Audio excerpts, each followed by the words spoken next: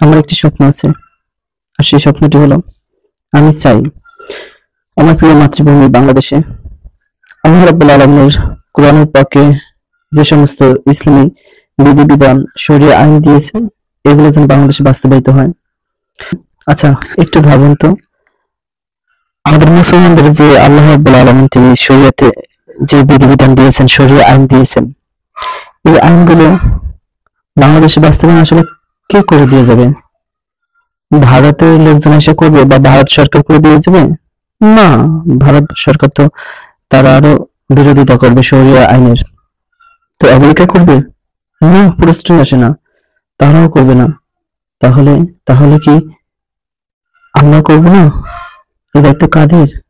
হ্যাঁ, বাঙালি মুসলিম হিসেবে আমরা আমাদের প্রত্যেকের দায়িত্ব যেন আমাদের এই বাংলাদেশে ইসলামী শরিয়া আইন বাস্তবায়ন হয়, সেজন্য কাজ করা। আমাদের এই বাংলাদেশে ইসলামী শরিয়া আইন কোনো দেশ এসে করে দিয়ে যাবে না, এটা আমাদেরই হৃদয়ে ধারণ করতে হবে এবং এর জন্য প্রচেষ্টা করতে হবে, আল্লাহর সাহায্য কামনা করতে হবে। প্রিয় ভাই বন্ধুগণ, তো এখন অনেক বলবেন, ভাই আমি আওয়ামী লীগ করি, বিএনপি করি, ডাজন্ট ম্যাটার।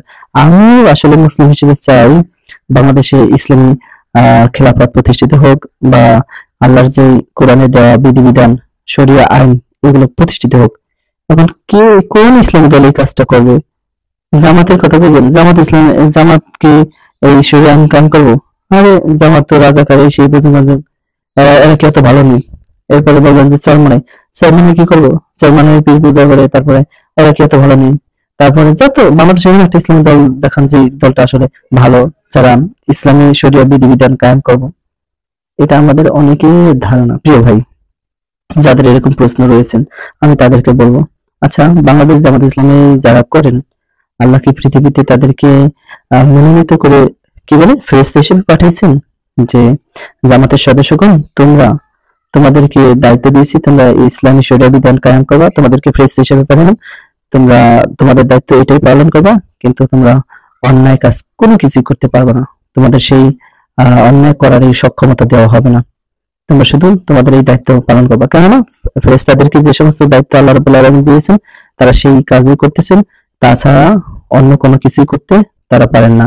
প্রিয় ভাই বন্ধুগণ, এখন জামাত যেহেতু ফেরেশতা না, যেহেতু আপনার আমার মতো মানুষ, রক্তে মাংসে, আমাদের ভিতরে যেরকম লোভ, লালসা, হিংসা, বিদ্বেষ, অহংকার, ঠিক আছে, পরশ্রী, কাতরতা, যে সমস্ত ব্যাড হ্যাবিট, হ্যাঁ, খারাপ অভ্যাস রয়েছে মানুষের ভিতরে যা থাকে আর কি, তো তাদের ভিতরেও আছে। খারাপ অভ্যাস থাকার পরেও তারা চায় যে আল্লাহর বিধিবিধানগুলো এই পৃথিবীতে আমাদের প্রিয় মাতৃভূমি বাংলাদেশে প্রতিষ্ঠিত হোক। চরমনের ভাইয়েরা তারাও চায়, তারাও হয়তো কিছু দোষ ত্রুটি আছে। এখন বলবেন কেন তাদের দোষ ত্রুটি থাকবে? আরে বাবা, তারা তো মানুষ, আল্লাহ তো তাদেরকে ফেরেশতা হিসেবে পাঠায়নি। যদি পাঠাইতেন ফেরেশতা হিসেবে, তাহলে তার দ্বারা কোনো অন্যায় কাজ হইতো না। প্রিয় ভাই বন্ধুগণ, যেহেতু আমরা মানুষ, তারাও মানুষ, তো আমরা মুসলমান, তারাও মুসলমান, তাহলে তাদের কেন একা স্বপ্ন থাকবে বাংলাদেশে ইসলামী রাজ কায়েম করার জন্য? বাংলাদেশে ইসলামী কোরআনের যে বিধিবিধান গুলো আছে, এগুলো তাদের কেন শুধু স্বপ্ন থাকবে? আপনি বিএনপি করেন, ও ভাই, আপনার কি স্বপ্ন নাই বাংলাদেশে ইসলামী রাষ্ট্র প্রতিষ্ঠিত হোক?